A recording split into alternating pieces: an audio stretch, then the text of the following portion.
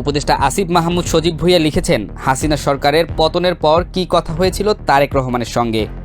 আসিফ মাহমুদের বই থেকে তারই নির্বাচিত অংশ তুলে ধরা হলো এই প্রতিবেদনে। একটা ছোট সভাকক্ষে বিএনপির ভারপ্রাপ্ত সভাপতি তারেক রহমানের সঙ্গে একটা ভার্চুয়াল বৈঠক হয়।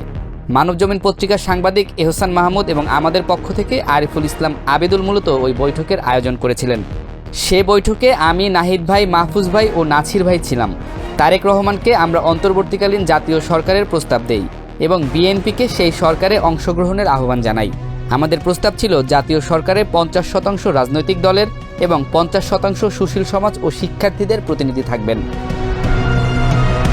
তারেক রহমান বললেন তারা এ ধরনের কিছুর অংশ হতে চান না। আমরা আমাদের সংস্কারের ভাবনাগুলো বললাম। তিনি সরাসরি বললেন, এত বেশি দায়িত্ব নেয়ার প্রয়োজন আছে বলে তো মনে হয় না। আপনারা তত্ত্বাবধায়ক সরকার গঠন করে একটা নির্বাচন দিয়ে দিতে পারেন। তারেক রহমান প্রস্তাব দিলেন, একজন প্রধান উপদেষ্টা রেখে 7 জনের একটা সরকার গঠন করে 3 মাসের মধ্যে নির্বাচন দেয়া যেতে পারে।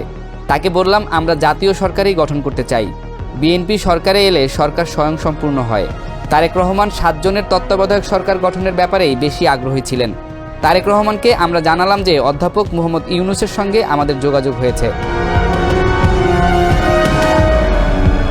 কোনো সিদ্ধান্ত ছাড়াই তারেক রহমানের সঙ্গে বৈঠকটা শেষ হয়।